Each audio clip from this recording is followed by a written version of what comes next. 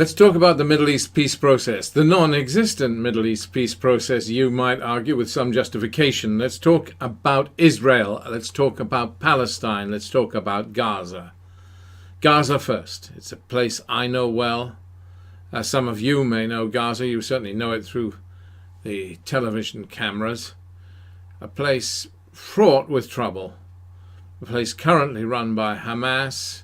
A country almost of its own. It's run as an entity of its own, because we have three states in historic Palestine, don't we? Israel and the Palestinian Authority on the West Bank, and the Hamas state in Gaza, or so it would seem.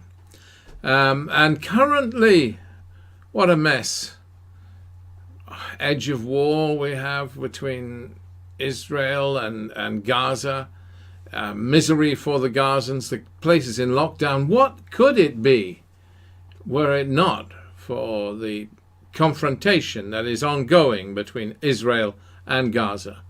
Well, you will know, I'm sure you do know, that Gaza has huge national gas reserves. They are at present utilized by their neighbors, Israel and Egypt, both of which have no significant natural gas reserves of their own, but they do take advantage of Gaza's gas. The offshore gas resources are immense, and there is even an overland pipeline that runs between Israel and Egypt for the transfer of gas, and these two nations, understandably, given the present situation, utilize Gaza's gas.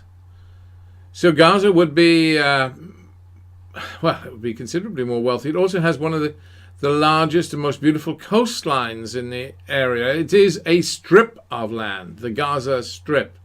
Wonderful beaches and beautiful coastline, lovely sea, or at least it used to be lovely at one point in time.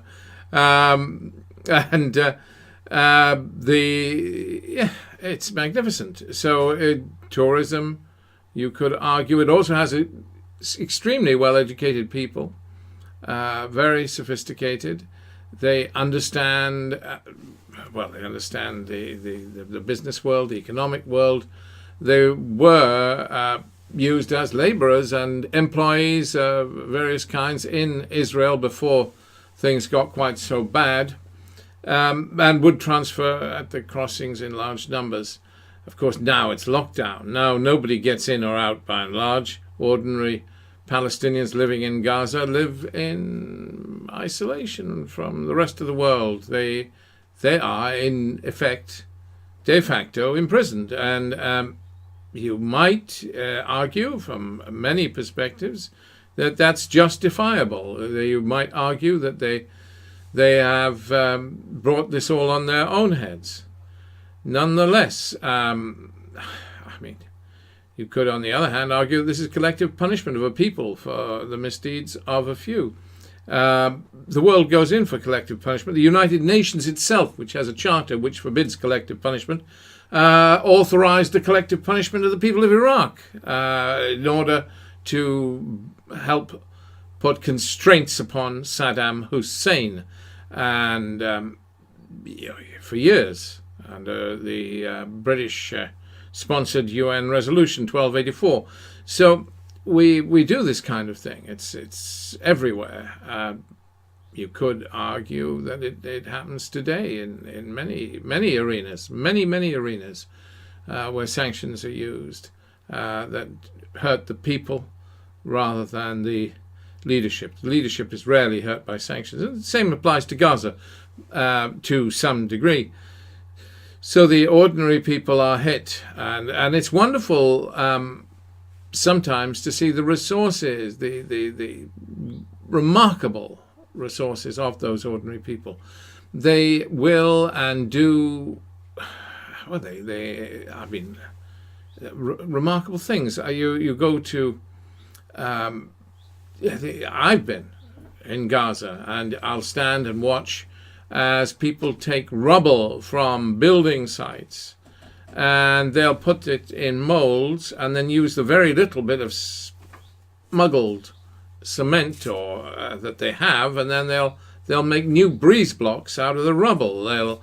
They'll use a great crane to pull the old from a bomb site. They'll take the wire, the rods that are in the bombed out wrecks of buildings, the reinforcement rods that are there for the concrete. They'll take those and then haul them through with the use of a JCB. They'll haul them through a great vise.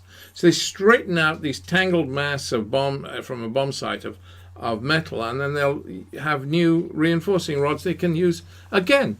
So this kind of staggeringly wonderful, inspired energy to survive in the worst of circumstances is remarkable and impressive and very encouraging. Nonetheless, Gaza remains in lockdown and currently has been bombed repeatedly for its misdeeds. Now, whose misdeeds? Of course, Israel says it's Islamic Jihad, a group that is interesting. I've met the leadership of Islamic Jihad in Gaza, and they're an interesting group. I mean, they are willing to talk about solutions. They're willing to talk about compromise. They're willing to talk about the recognition of Israel. This from the most extreme military group in Gaza, in the sense that they are, totally militarized, totally committed. But Hamas is the big group. Hamas is in leadership. I think Islamic Jihad is undoubtedly more popular in Gaza than Hamas amongst the people. So if we had an election in which Islamic Jihad stood, but Islamic Jihad has made a decision not to stand at elections, and we in the Western world will never allow the Palestinians to have a democracy in any case. We tried it, did we not? We tried it, and they voted in a government which we did not approve of, a Hamas government. So we would not tolerate that, and we will not tolerate that, and we will never tolerate democracy in Palestine again. It's not up with something we won't have. We, Britain, America, the quartet, it's not going to happen. We are not going to allow democracy in Palestine. So that's a given. That's an absolute. But that said, could have something remarkable. You might have a presidential election. It would be remarkable. We'd have to gerrymander it or rig it in some way to make sure the outcome that we wanted took place. What if they elected Marwan Barghouti? It would be atrocious. So we won't permit that kind of thing. So we will carefully manipulate things if we can. But that said, what? Where were we going with this? Gaza. So the suggestion is that Islamic Jihad were flinging these immense rockets at Israel. What a nightmare for the people living next to Gaza. And it is a nightmare for the people living next to Gaza. Make no mistake about that. Islamic Jihad did this by themselves. Of course, it suits Israel to say Islamic Jihad were in the lead on this because they're in discussion with Hamas, and they want to kind of ceasefire discussion at some stage. I know they've had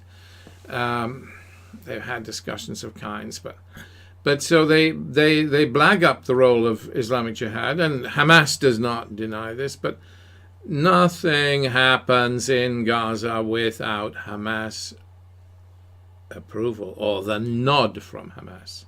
Hamas leadership is very strong. Mahmoud Zahar is the real leader of Hamas inside Gaza, and that's inside Gaza that Hamas matters. Others are, in a sense, irrelevant. Well, that's not to say, the military leadership of Hamas is relevant. Hamas is built on 4 pillars: the prisoners, the